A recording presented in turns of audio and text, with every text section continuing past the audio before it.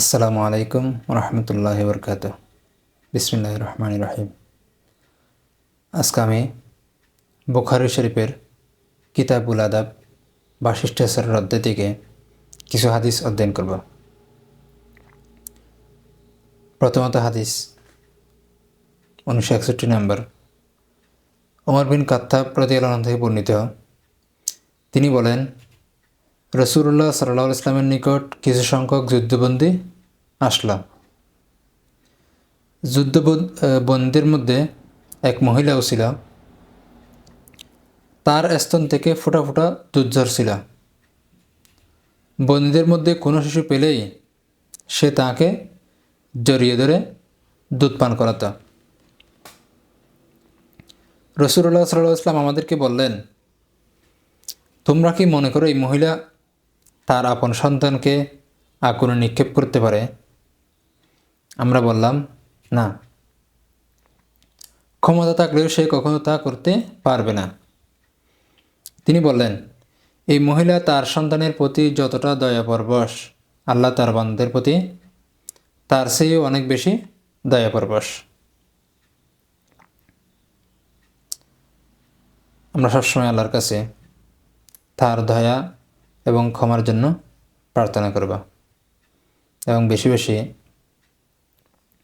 জাহান্নাম থেকে আশ্রয় চাইব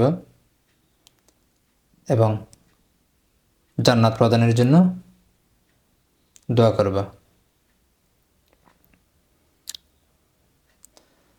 আল্লাহ তাআলা দয়া মায়াকে 100 ভাগে বিভক্ত করেছেন। এ সম্পর্কিত হাদিস হযরত আবু হুরায়রা রাদিয়াল্লাহু আনহু থেকে বর্ণিত, তিনি বলেন, আমি রাসূলুল্লাহ সাল্লাল্লাহু আলাইহি ওয়াসাল্লামকে বলতে শুনেছি, আল্লাহ তাআলা দয়া মায়াকে 100 ভাগে বিভক্ত করে 99 ভাগ নিজের কাছে রেখেছেন, বাকি এক অংশ পৃথিবীতে পাঠিয়েছেন। এই এক ভাগ রহমতের কারণে সৃষ্টি পরস্পর দয়া ও রহমত করে থাকে। এমনকি ঘোড়া তার শাবকের উপর পা তুলে নেয়, এমনকি ঘোড়া তার শাবকের উপর থেকে পা তুলে নেয় এই আশঙ্কায় যে সে তার বাচ্চাকে কষ্ট দিবে।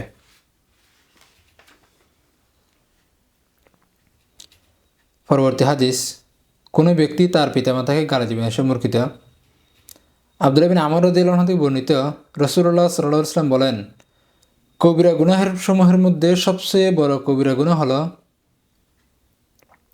কোনো ব্যক্তি কর্তৃক তার পিতামাতাকে অভিসম্পাত করা। জিজ্ঞেস করা হলো, হে আল্লাহর রাসূল, কীভাবে একজন লোক তার পিতামাতাকে অভিসম্পাত করতে পারে? রাসূলুল্লাহ সাল্লাল্লাহু আলাইহি ওয়াসাল্লাম বললেন, এক ব্যক্তি অপর ব্যক্তির পিতাকে গালি দেয়, সেও প্রথমোক্ত ব্যক্তির পিতাকে গালি দেয়। এক ব্যক্তি অপর ব্যক্তির মাকে গালি দেয়, ফলে অপর ব্যক্তিও তার মাকে গালি দেয়। এই জন্য অপরের পিতামাতাকেও গালি দেওয়া যাবে না। পক্ষান্তরে এটা নিজের পিতামাতাকে গালি দেওয়ার সমান।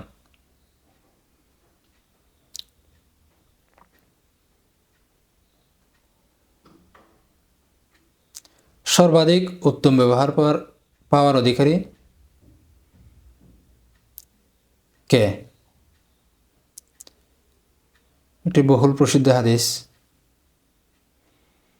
হযরত আবু হুরায়রা রাদিয়াল্লাহু আনহু থেকে বর্ণিত, তিনি বলেন, রাসূলুল্লাহ সাল্লাল্লাহু আলাইহি ওয়াসাল্লামের নিকট এক ব্যক্তি আসলো এবং বলল, হে আল্লাহর রাসূল, আমার নিকট হতে উত্তম ব্যবহার পাওয়ার সর্বাধিক হকদার কে?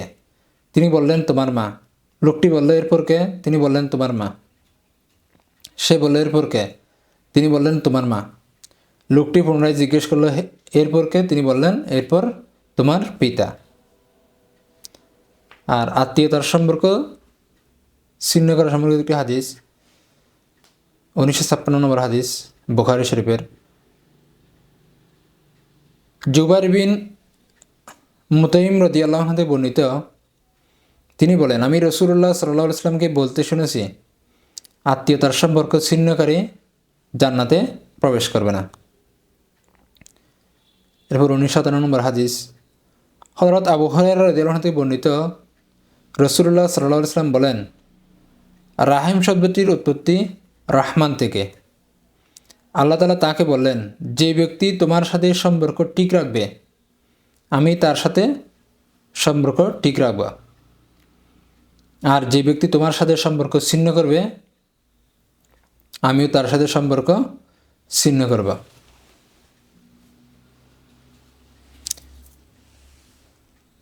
প্রতিদানের বিনিময়ে আত্মীয়তার হক আদায় হয় না সম্পর্কিত হাদিস।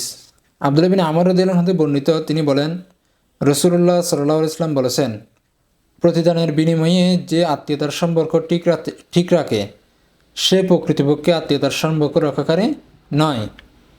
প্রকৃত আত্মীয়তার হক রক্ষাকারী হচ্ছে সেই ব্যক্তি যার সাথে সম্পর্ক ছিন্ন করা হলেও সে সম্পর্ক ঠিক রাখে।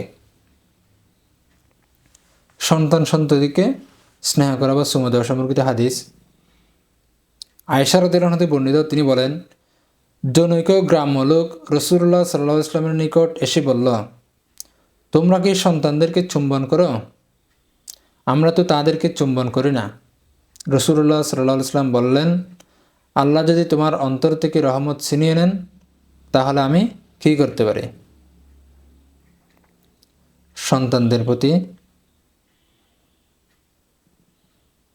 তিনি চুম্বন করেন না সন্তানদেরকে। এতে রাসূলুল্লাহ সাল্লাল্লাহু আলাইহি ওয়াসাল্লাম বললেন, আল্লাহ যদি তোমার অন্তর থেকে রহমত ছিনিয়ে নেন তাহলে আমি কী করতে পারি?